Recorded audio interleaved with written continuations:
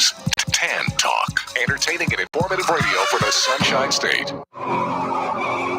You may be owed some money. After 911 and 411, call 541. That's 727-541-1741. Call Gulfstream Motorsports for a diminished value report. Due to my 28 years experience in the auto salvage business, I'm very good with wrecks. So if your car's been involved in a wreck, call me for a diminished value report. Call 727-541-1741. You may be owed some money for the lost value of your repaired vehicle. And visit us at GulfstreamMotorsports.com.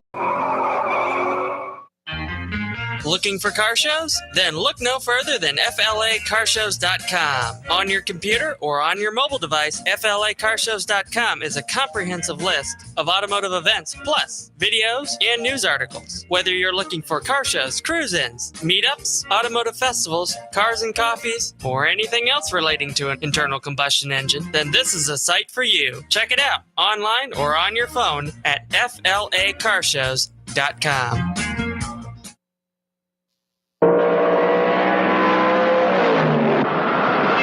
Blow my mind?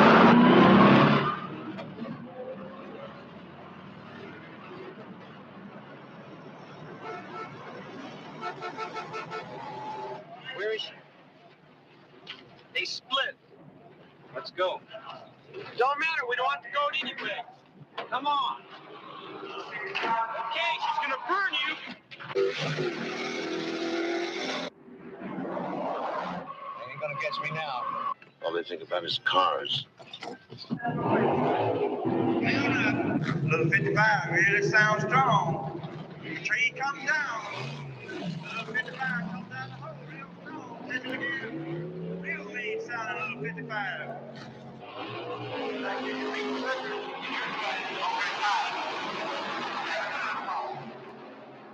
They're not for you. They're just a bunch of small-town car freaks, that's all they are. They've been following me clear across 2 states. 3 states. Sure we'll race. You damn right we'll race. Pink. Pink slips? You mean for cars? Where to? You name it. Washington, D.C. After D.C., we'll go on down to Florida. Sure. I've got some nice beaches down there. It's color me go, baby! We ought to get some action soon. We'll need Fred to do a little work on the carburetors and check out the rear end. On air conditioning. On air conditioning, automatic heat. I know automatic heat, We'll roll way bed. In my back seat. I don't like being crowded by a couple of punk road hogs clear across 2 states.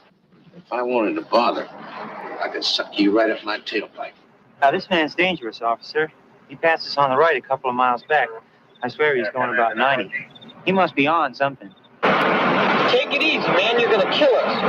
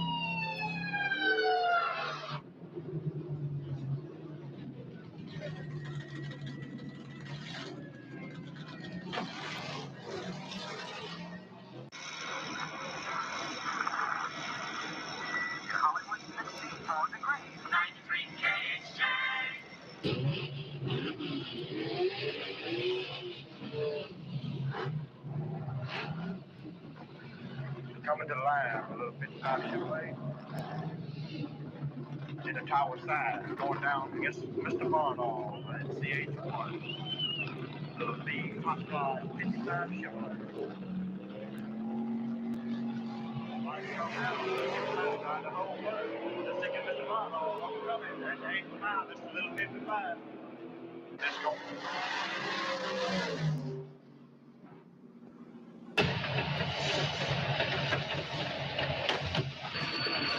That Plymouth had a heavy with a torque fight.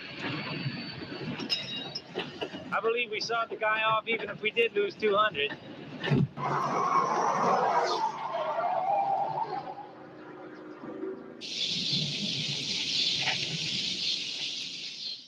Hey, I'm Christy Lee from All Girls Garage and Barrett Jackson on Velocity, and you're listening to Nostalgic Radio and Cars.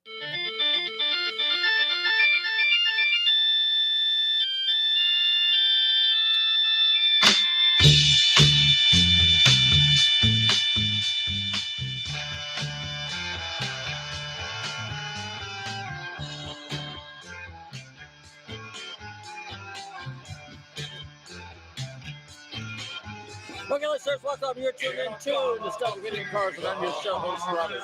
Run your computers and Google TANTalk1340.com, and you can see us live here in the studios in downtown Clearwater. Don't forget to check out our website, GulfstreamMotorsports.com, where you can find out all about us. And if you missed any of our past shows, don't forget to check out NostalgicRadioandCars.com. We got an exciting show for you tonight. As promised, we have part 2 with Richard Ruth, the guy that, well, I gave you a clue here. I mean, American Graffiti. Actually, that was Julian's Blacktop. Another little clip from that. That was actually there's been a number of different trailers. It was hard to find one, and I had to basically take bits and pieces from the movie scenes and then the original trailer, because the original trailer actually is just kind of like silent, just shows some video and stuff, and you just have to kind of read between the lines. Just like Richard mentioned last week on the show, or a couple weeks ago when he was on the show, he mentioned that at the very end they weren't quite sure how to do an ending, so basically what they did is they just had the film burn, kind of like heat up and just appeared, and you're supposed to figure it out, kind of like you write your own ending, as they say. Anyway, so what did we do this past weekend? Well, we had a fun time down at Premier Auction Group in Punta Gorda. I was down there. Shout out to my friends down there at Vintage Motors, Martin and Blake down there. They were down there, and a whole bunch of other people I know from around the area here. We're down there, selling cars, and there were some pretty interesting cars there. Yours truly actually bid on something, and I got beat up by $750. So I can tell you guys that I've done both. Besides being the auction consignment director and writing the catalogs and all that other fun stuff, and having run cars through there myself before. I've never really been on the buying side on the classic car auction. Usually I go to Mannheim and so on. And what's interesting is, and I can tell you it's firsthand experience, buying a car at an auction is exciting. And, selling is also exciting. But buying, there's something about the buying side of it. I can't, it's kind of like when I go to the Mannheim auction, you're bidding on something, but you're bidding on a vehicle that's kind of sterile. When you're bidding on a classic, and it's something you really want yourself, and I'm not going to mention what it was, but when you're bidding on something yourself, you kind of like, oh, okay. So, but you have to discipline yourself.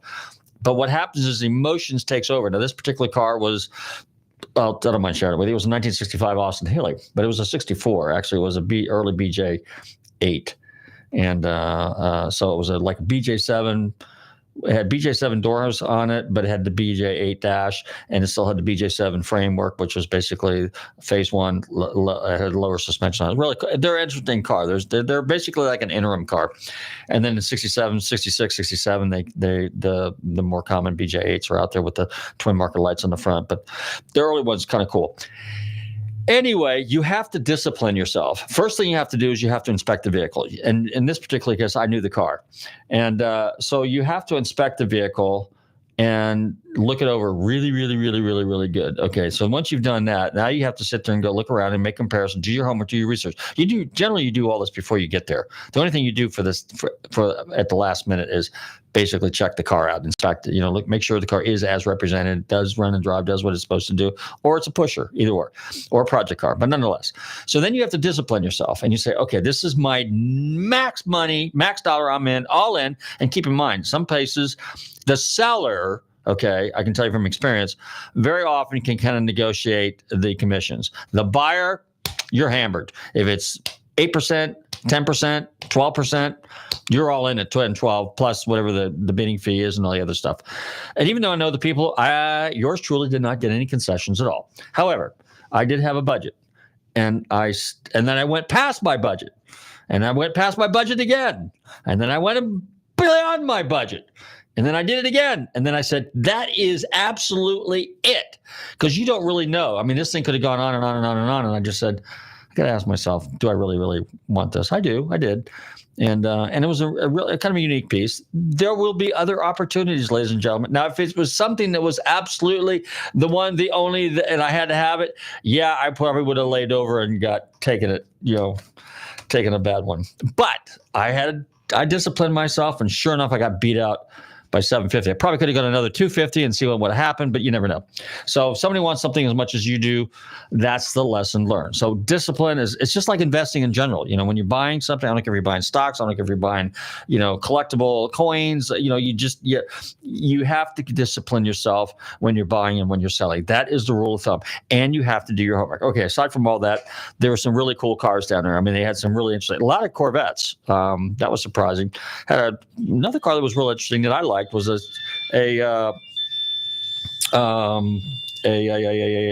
my phone's ringing.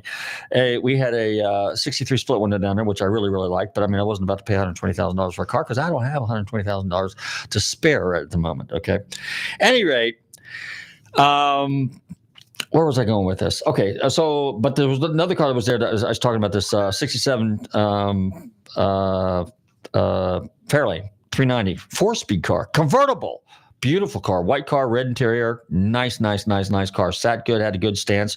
Another car that got my attention there, I'm a Mustang guy. It was a 1965 Mustang, black, 289, 4-barrel, 4-speed car, sold new at Bartow Ford. All the paperwork done very, very nice. Had magnums on it. They tricked it out just a little bit, okay? Very, very, very very clean car. And but it was already sold before I got there. A couple of mid-year Corvettes, like I said, Roadsters and Coupes that were there. The 63 split was took the cake. Some interesting Cadillacs. It was a 63 Caddy Eldorado convertible. Beautiful car. And nice car, and brought decent money. Now, again, at auctions, you just don't know. That's all over the board. I mean, some of these cars, like there was a 57 Chevy convertible, and I believe it was a fuel-injected car, okay? Beautiful car, and now that was a $140,000, $150,000 car a couple of years ago. It broke, I'm going to say, 115 plus the juice, which is basically the 10%. So the trick is that, like, again, it's getting into discipline, and the money was on the cars. And generally what happens at an auction, a lot of guys will ask you, well, what's it worth? What's the value? It's worth what somebody's willing to pay.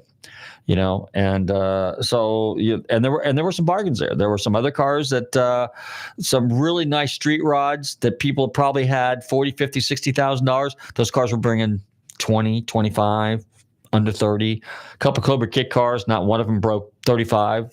And you can't build them for that. A nice one. I'm talking about a nice one. Now, we're not talking Superformance, and we're not talking all the other stuff. But anyway, then the next day I went to Palm Beach. I was at the Palm Beach Concourse. So big shout out to my friends over there. That was very, very nice.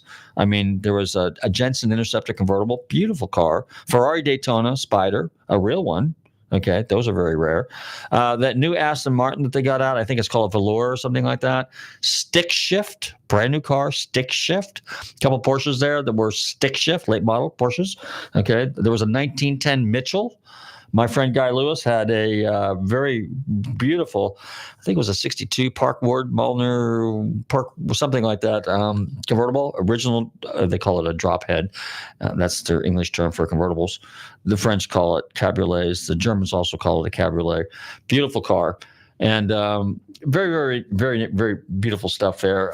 300 SL gull wing. And, of course, it was at the Trump International Golf Club, which was absolutely stunning. It was about 85 cars there, and but just a boutique auction. My other friend had an Aston Martin. Frank had his Aston Martin DB2 there, cabriolet, right-hand drive, beautiful car. There was a 1934 BMW 315. Now, I appraised a 1938 BMW 328. The model before that was a 319. The model before that was a 315, which I'd never seen before. So that was pretty cool. So that's the beauty of these concours. You get to see some really interesting. And naturally, there was an Austin Healey there, but it was a 66. There was a BMW Isetta there. There was a Street Rod there. There was a classic boat there. Just some amazing stuff. Rolls Royces, obviously, I told you about that. Mercedes-Benz Pagodas, plenty of Pagodas. Cobra replicas. Our friend Lance Sander from Superformance was there with a replica of a GT40, replica of an AC Cobra, and a replica of a Daytona Coupe, and the Grand Sport Corvette. So pretty nice stuff. And then, of course, there was what else was there? That was real interesting. Oh, there was a Studebaker convertible, about a 1951, 52. That was pretty cool. And then there was a couple of Maseratis there, a nice Ghibli coupe, beautiful car. And then, of course, the late model supercars, the McLarens and stuff like that. The Ferraris, there was a couple of Dinos there that was really nice. So I like Dinos. All the vintage stuff. That's kind of what kind of floats my boat. Anyway, big shout out to all the guys there at Palm Beach and Premier. And again, my good friends over there at Fastlane Travel, and my friends down at Clearwater Porsche, because I had to go down there because I'm working on a Porsche diminished value right now. Actually, total loss on a flood car. So I had to get some information from the dealership, which I typically do. And I'm ranting and I'm rambling and I'm rambling and I'm rambling. Anyway, so if you want to know where all the car shows are, definitely check out flacarshows.com.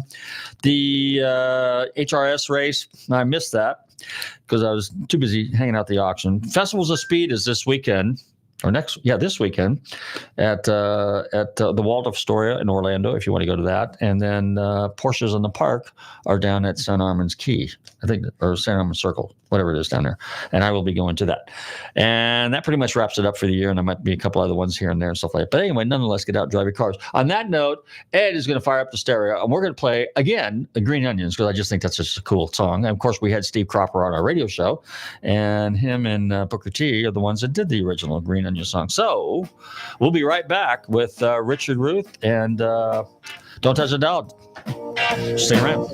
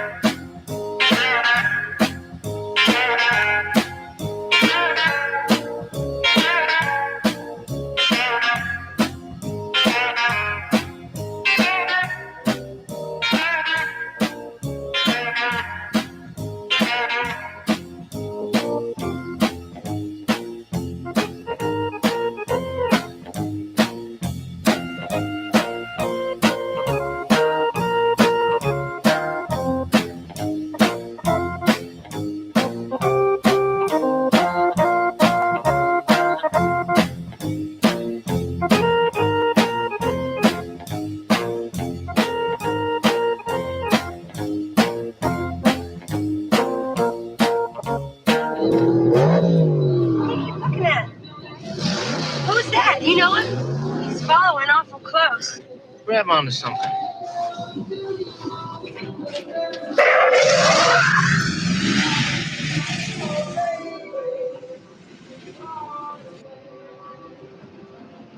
Hey, man, I'm sorry if I scared you. You're going to have to do one hell of a lot more than that to scare me.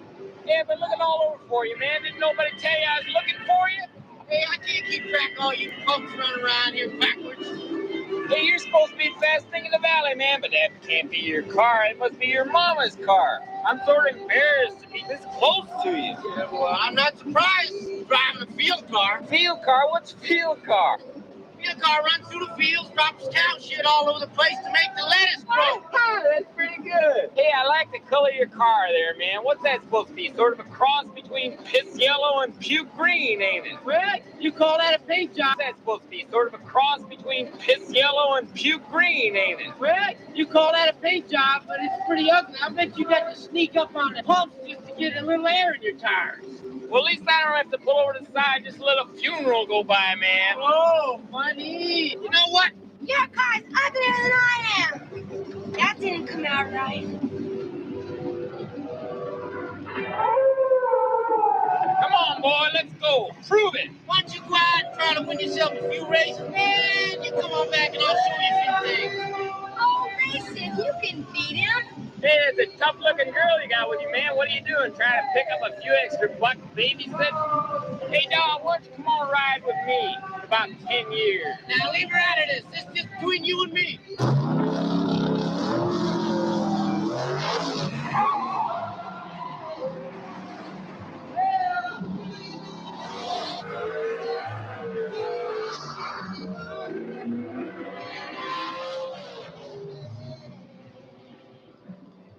Wow, he's really fast, isn't he? Yeah, but he's stupid. Hey, this is Chip Foose, and you're listening to Nostalgic Radio and Cars. Rock on. Hey, we're back, and you're tuned into Nostalgic Radio and Cars, and I'm delighted to welcome back to the show for part two, the guy that built the car in that movie, car guy, drag racer, car builder, Richard Ruth. How you doing, Richard? I'm doing just fine, thank you. Boy, I tell you what, when every time I hear that, and you're an old school street racer just like I am, and it just I'm reaching for the shifter. I'm reaching for the 4-speed. I just want to power shift my way down the track, or actually down the street. It was more fun street racing than drag racing, wasn't it? It was more I don't know what you call it, prestigious per se. To street race. Yeah, Yeah, especially if you had a fast car. Yeah, I had some pretty cars. So, What they? you're breaking up a bit there. Go ahead, say that again, please. I said faster than what I was. My cars. Yeah. Yeah, So, what are some of the fast cars you had back in the day?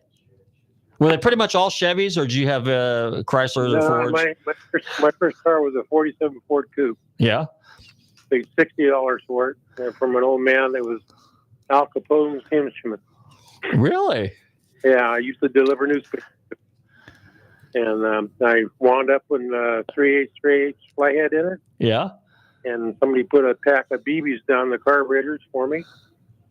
I was 12 then. I bought the car when I was 10. So why would somebody put BBs down there? That just makes it makes a lot of noise. It turned out the thing was pretty fast. It had pretty good stuff in it. Uh huh. And so I think the older guys, when you're 12, but I looked like I was 16 when I was 12. Okay. I was one of those guys. Well, how tall are you? You're kind of a tall guy, aren't you? Yeah, I was 6'2.5". Okay. But I was always real strong. I tell people this story and they cringe when they think about it, but I used to lift the back of my 47 Ford up off the ground, both back rear wheels, by the bumper for hamburgers. Huh.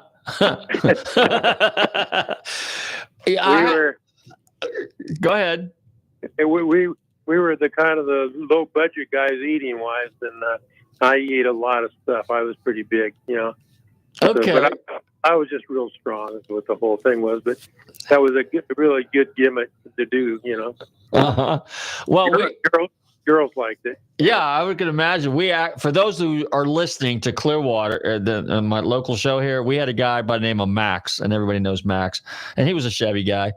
And he was just a big brawny guy, and he would do similar stuff, and they would egg him on all the time, and but he was a lot of fun. He was the guy I was telling you about that I rode in a 55 with him one time, and every time he would hammer the gears, actually it was a 57 now that I think about it, every time he would hammer the gear, I thought he was going to pull that shifter right out of the floor. I mean, bam, the seat just went back, and I was sitting in the back seat, because just like in the two-lane blacktop, we just had those two cheap, cheesy bucket seats that you had, those fiberglass things with little vinyl covers on it. And and I was sitting in the back, and there wasn't much of a seat. And I think he just had the seat bottom there, not even the seat back. It was just a blanket or some crap. Just, everything for weight, just like what you guys did back in the day. Exactly. So let's talk a little bit about the two-lane blacktop car. I think we're you were talking about how that car got really, really lightened up and everything. And the two cars, because the American Graffiti car and the two-lane blacktop car were basically the same car, correct? With two different motors? Yeah, that's all. They're exact same cars. They had to be twins. And so they were exact same cars, other than the engines, So, and then go ahead and tell us some of the stories about, some of the, when you had to, did they approach you? How did they approach you to do the American Graffiti car? How did that all come about? Well, I didn't do the graffiti car. I mean, they used the same car in both movies, but I didn't have anything to do with graffiti. Henry Travers, they did all that stuff, Okay.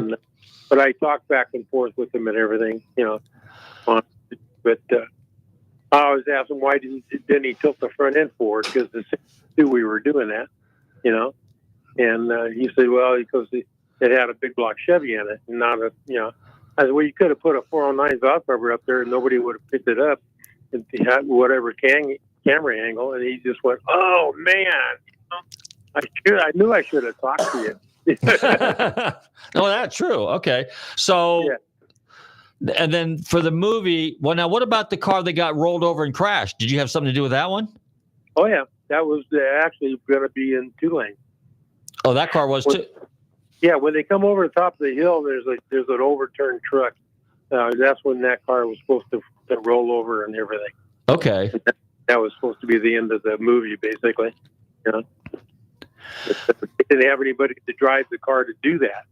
See, so it had a full NASCAR type cage in it, and had steering brakes for the back wheels. You could, I have a little story about that. Yeah, tell us.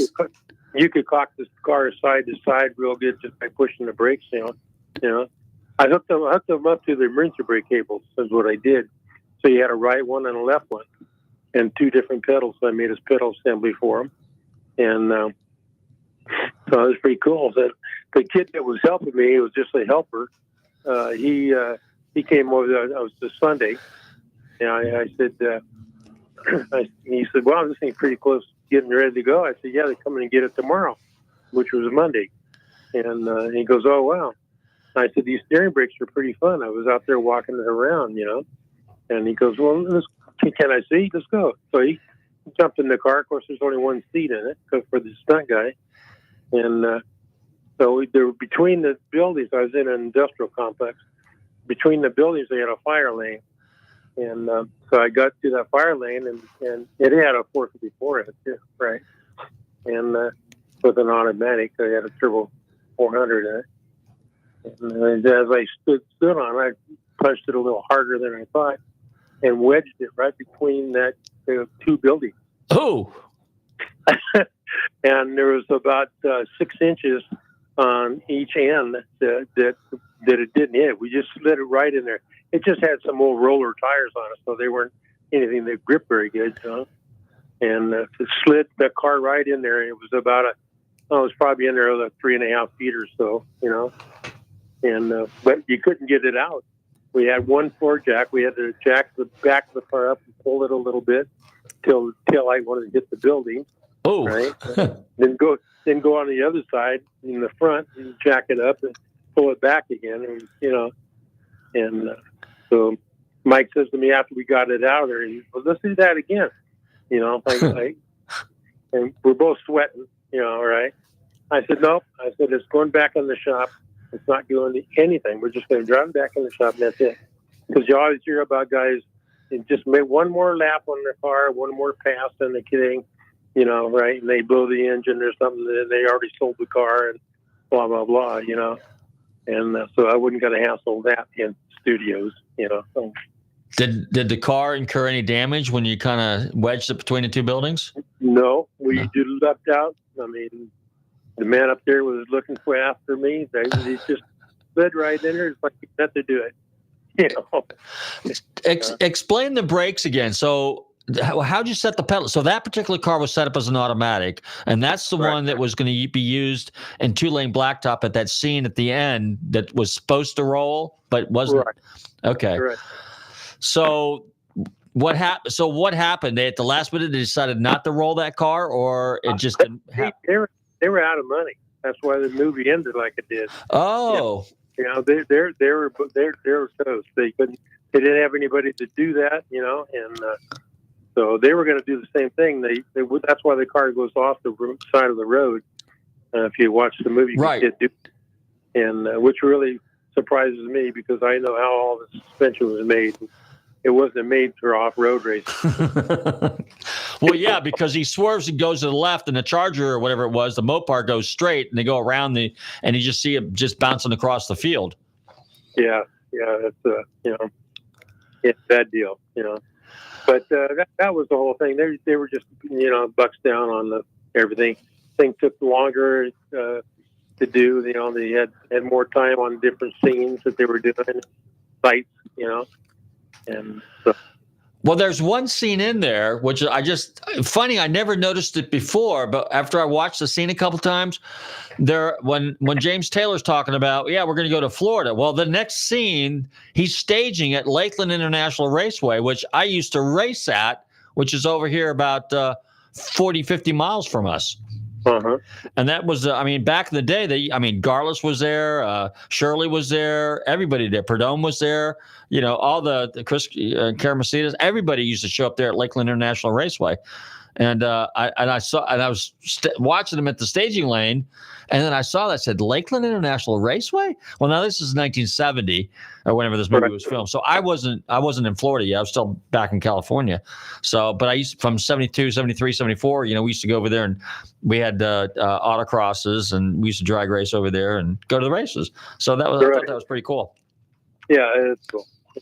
So now, when you said you had like a cameo part in the movie in Two Lane Blacktop, right? You're right. So where was that at? Which track in California? It was in Needles, California. Needles, out in the middle of the desert? Yep. Oh, wow. The 120 degrees, and James Taylor didn't know how to drive a stick shift car. No kidding. And so, no, it was bad. So I was the guy taking a tire off of a station wagon in the background, and I was the gas station attendant. Okay. And we finally got Jay Wheatley, the guy that actually was the mechanic for the studios that went along with them. Keep things rolling. I kept telling Jay, I said, just show him how to push the clutch in. The thing was detonating, it was just I would have killed for the L88, in that thing, And so anyway, we finally got it where we just shut the engine off and got up there and then dubbed it in after that, Interesting. But, we had a little problems with Dennis Wilson, though. He would, those guys, I don't know if I should really say this, but it's true. They were little stoned, smoking a little pot at the time. and it's the 70s, of course. Yeah. Right? And so he leans, if you watch the movie, he leans over the car. He starts laughing and leans over. And the reason he's laughing is because I told him I was going to take and cut his head off if he didn't do right by the scene. Yeah. Because everybody there was getting mad. It was literally 120 degrees and Needles, and it gets her quite often. And, and he thought that was real funny. We did that thing about, 5 or 6 times. And it just coast the car in, shut it off, open the hood, do his thing. I walk up there. It's a real simple deal, and they made a career out of it. Because they couldn't kept laughing and thought it was funny. And I was at the time wasn't one to get funny. I was serious about everything I did. Did that movie give you an opportunity? I mean, to maybe kind of get more involved in building cars for the movie as a result of that, doing this particular car? It actually really turned me off of that. I turned back to really building drag race cars and street race cars. And no, they when they said that drag races are dirty, that's how they got primered and got that streaky, ugly look. When they, I think I talked about that before. But when they said drag races are dirty, you're messing with a drag racer. I mean, I was dirty for crawling underneath my car. But other than that, I can go out on a date just fine. So there. That just washed. And I was a pretty uppity guy. I mean, I didn't put up with too much BS, and so that it came back to bite me a couple of times. But I really didn't like the studios were phony. I wanted to do real stuff. I mean, I do about national record holding cars and stuff. So that's where I ended up doing. I got to ask you this because since you were around drag racing and you were basically started out of the LA area, right? Correct. Okay, so I'm trying to think, what was the guy's name? Because I actually ran into him by accident one time when I was up in not Petaluma, I was in Santa Rosa. Is it who was the guy that built the original Prudhomme car, the Greer Prudhomme car? What was his name? Begins with an F. Fuller. Ken Fuller. Did you know him? Yeah, I knew Ken. He was a super guy. I stumbled into a shop in Santa Rosa one day, and I was chasing Porsches and muscle cars and whatever I could find, and it was in this little shop there. And then he has this wore out, beat up recliner chair in the middle of his shop, right? And here's this older guy there, kind of looked like Santa Claus a little bit. And so he's in there working in the shop. So I just kind of started talking to him a little bit. And as I was looking around, I see all these pictures of these really cool drag cars, 60s stuff. And I go, And I said, you worked on some of these cars? He says, yeah. He was very, very modest, very, very humble. He says, yeah. And then as the conversation is going on, he goes, you don't know who I am, do you? I said, no. I mean, not really. And I didn't know he kind of put me on the spot there. And he says, my name's Ken Fuller. And I go, Fuller. And I'm thinking. And the name rings a bell, but I still couldn't connect the dots. And then he walks over and he pulls out this picture of the Prudhomme Greer car. And some of those cars that they built back in the day were just incredible. And then he sat down and he showed me that. He actually autographed a few things for me. And he sat there in his chair, took the time out, and then sat there for about an hour and a half just telling me the whole story. He came from a relatively affluent family back in the LA area back in the day, and but he was into cars, and he was kind of the rebellious type. And he says, this is just what I want to do. And he got really, really good at it, and the rest is history. I mean, he built some of the finest cars back in the day. Oh, big time. He did all of that four-wheel drive thing that went, they wound up being the wagon master. That was he liked that. He's a very innovative person, big time, Did he build any Ivo's cars? Oh, yeah. He did stuff for Tommy, everybody. For one time, there was Fuller and a guy named Wayne Ewing. Wayne was an excellent tin bender, making aluminum bodies and stuff like that, Mm-hmm. And he did a lot of stuff for all that little group. Tony Nancy was right next door, too. Oh, Tony Nancy, really? Yeah, and it was a cool place to go if you wanted to go see something, to see the whole world right there. Tell us about some of the other drag racers, because I got a couple guys listening right now that are drag racers from back in the day, mostly late 60s, early 70s. But those stories are fascinating. So who were some of the other guys that you kind of ran around with back then? Well, I didn't get. I was busy. I was actually working my tail off. I having kids. I got married and this and that, and so I had I built Frantic Fred's Roadster, and Fred and I got along real well. He was a national record holder, and then Ed Sigmund, he was another one of my roasters. And there's a guy in New Mexico that had a B Street roaster, and he was an engine builder. I can't remember what his name is now. But I built 12 roasters like that, drag race roasters. Now those are basically altered, right? No, they were A Street roasters. Oh, A's, okay. They had the headlights and all that. That had to look like a car you could drive on the street at the time. Later on in the years they kind of got rid of some of that stuff. But I had to have tail lights, to make it look like a real car. So what class did they race in? What was that class called? A Street roaster. A Street roaster. Okay. ASR or BSR. Right? The other guys ran a Sika type. So it was like the gasser type. It was a gasser, but they were roadsters. Okay. 7 pounds per cubic inch. Some of them were 5.5 pounds per cubic inch. That's how they decided the weight of the car and all that stuff. So what kind of times were these cars turning back then? These were cars, probably running in 9s and 10s back then? It was low 9s. Yeah. We were at Sacramento. I kept playing around with the suspension. The Badbridge car was kind of my test bed, and I kept playing around with it. And I limited the front suspension. The car would go out and get loose in second gear a little bit, and it wasn't real scary, but you could see it wander a little. And being a chassis guy, you want the thing to just be hugged to the ground and get it on, And so I limited the front suspension on the car and everything, and that was the first night I went down in the 8. We ran an 893.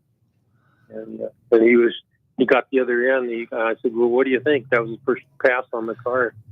And, since we changed it, and he just went, man, he says the second gear felt like low gear all over again. He said, that was almost scary, So that was a pretty fun night.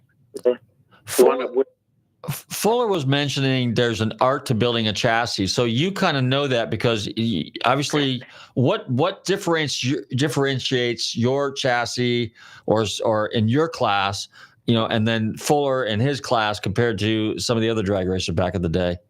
Well, Fuller and those guys were into these, we called them stick cars. Yeah. But they were into the dragsters and that stuff. And I like suspension. So I was more into the cars, the pro stocks and stuff like that. I did a lot of Vega gasser type cars too. And when that was real popular. But I did pretty much anything. I built a rear engine funny car for Bert Berniker, and they for some reason they were at the Winter Nationals. I didn't get to go even that year, but at the Winter Nationals they put some horsepower in it. And they took the wheelie bars off, and it stood itself right up on the back of the car, and that was the end of that car. Went over on the roof. Yeah, it was not quite, but it might as well had. On the bumper and the tail panel, yeah. Yeah, it was really shaky, really. Back to the movie American Graffiti, the car the last car that you built, which was the one that was supposed to crash. So what happened to that car? They did crash it in American Graffiti, right at the very end there? Right. Henry had called me and I wanted to know if I was willing to buy some of this stuff back. And, of course, I didn't have any interest in it, which is stupid because I should have, and you don't think that far ahead, right. But he was going to give the car to a good friend of his. It was actually a circle track racers, 55 Chevys at the time, a NASCAR type, I call them fairground cars. Yeah, fairground circle tracks. Yeah. Which is, that's the heartbeat of the world. Your basic roundy round racer, right? Sure. Yeah, I did. I helped friends do all that stuff too, and because I could weld and nobody else knew how to weld very well. And I was a stickler for fitting tubing correctly, and so, I didn't use water pipe stuff like everybody was doing, Huh. They were even using galvanized pipe and some of the stuff, and that's your life in there. You want no matter what happens to the car, we want to continue on. So, Oh yeah. Well, there's guys that were out there doing muffler pipe just to save weight, and they that didn't do well. When the sanctioning body started doing drilling holes and temperature things, testing things, and all the certifications, and but anyway, that was. But Henry was a very nice gentleman, very nice guy. His daughter is pretty knowledgeable. Actually, I don't know how to get a hold of her, but she could probably tell you more about the graffiti side of it. But Henry and I, we talked about lots of different concepts that went on with them and everything too. So, which I don't really do much about it because it was just two guys talking, So the graffiti car, which was the one that got rolled, whatever happened to that car? Is that car still around? Did it get rebuilt or did it get parted out? No, that's what I mean. It was sat in his front yard, and he was going to give it to a friend of his, circle pitcher, right? And then the next thing, and the city was on. He was up in the San Francisco area, up in there someplace, And of course, his front yard was all this trash in front. The neighbors are getting, right? The typical car thing. It happens. So I went through that. That's how my shop started, as a matter of fact. Right? And I was putting roll cages, roll bars and stuff in people's cars at night, and for extra money. And the the light show with an arc welder and body grinders and all that stuff at night, that didn't go over very well in the neighborhood. So, but for me, it was a good thing because it made me rent the shop. I could continue on. So then that car's around. So the two cars that were at the... well, we can't say it is because the city came and cleared this front yard out. Oh, so nobody knows where it went. Exactly. Oh. I've tried to build a car like that, just because nobody knew what it looked like, and but the stunt driver came in there real uppity one time. He was he had cowboy clothes on and stuff, and he was the stunt driver and let me know it. And I said my thing was that, well, open the door and climb through the window. Because that's basically what you did. If you had a 5-bar sidebars, Nerf flares on the sides, just like a NASCAR car did in the day. Yeah, the chicken bars, I called them. Yeah, and except those doors, the doors didn't open, right? Right.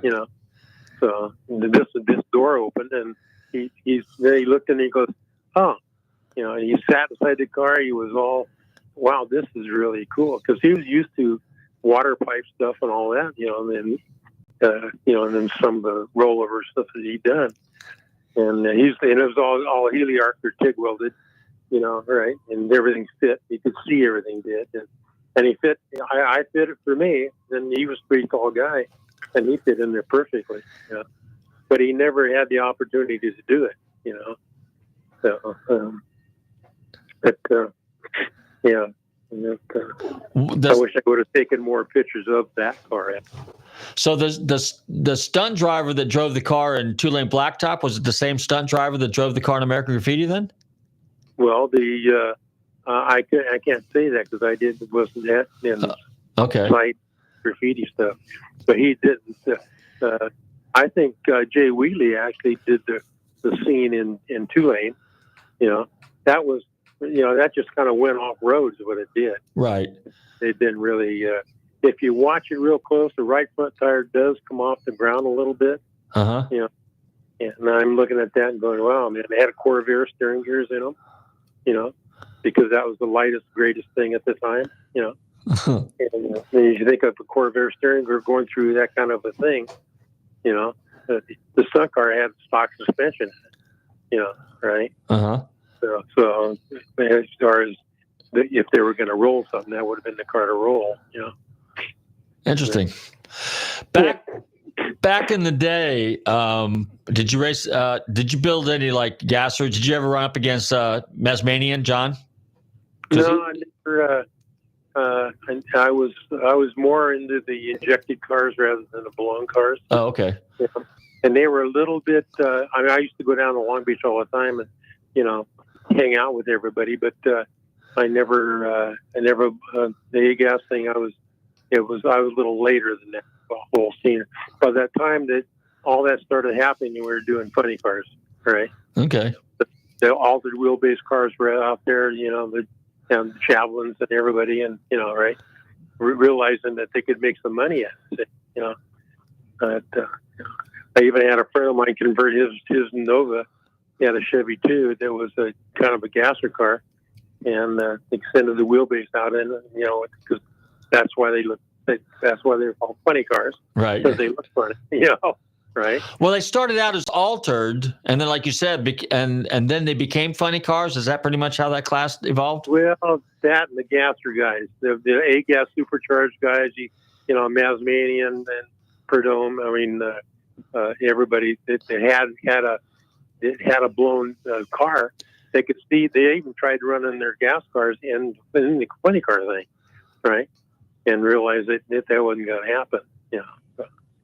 But those were really tight timing right there. People were loaning their gasser motors to people that were building funny cars, right? And putting a little bit of 10% in it or something, just enough to make a little more horsepower, And then everybody started upping the horse percentage, and here we go, right? And then the chassis development, really, people realized you didn't need a sprung car. A solid car was the way to go with the slipper clutch, and then all of a sudden we put in 2-3-speed transmissions in the B&Js and all that. It was a big time drag race growth thing right there. Yeah. So like between 69, 70, 71 is when a lot of the evolution took place? Yeah, correct. All the way up to 75, up in there. By that point, everybody's building round tube chassis, tilt, lift off bodies, and all that stuff was really happening. Well, I always thought what was interesting is your funny cars still remain front engines, but then after Garliss's crash there, he put the engine in the back there, and but that was for the dragsters. Right, exactly. But you would have thought that the funny cars, you would think that the concept, but funny cars are a completely different chassis than Well, yeah, Jim Dunn was the only one that had very much success with the rear engine funny cars. Uh-huh. Done a race and all that, And the car that I built for Burt Berniker, it had lots of possibilities, but they didn't know really what they're doing. When they put a Montrelli engine in it, they had Montrelli built an engine for it.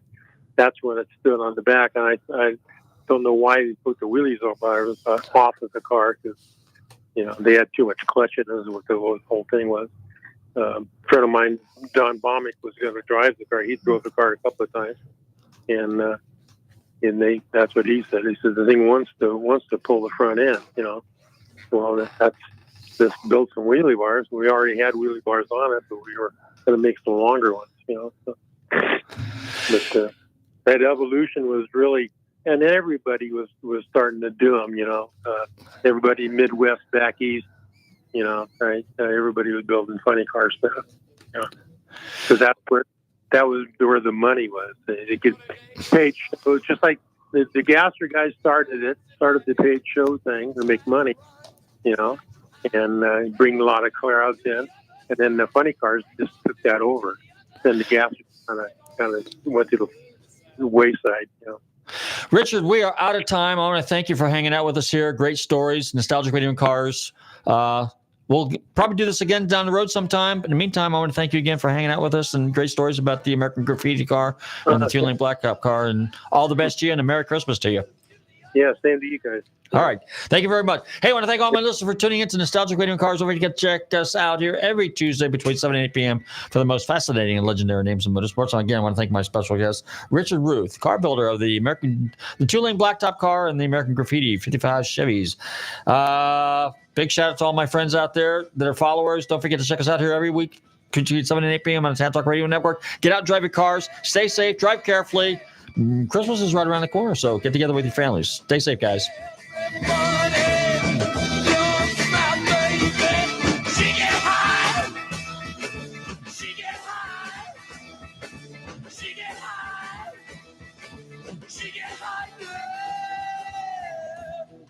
WTAN Clearwater.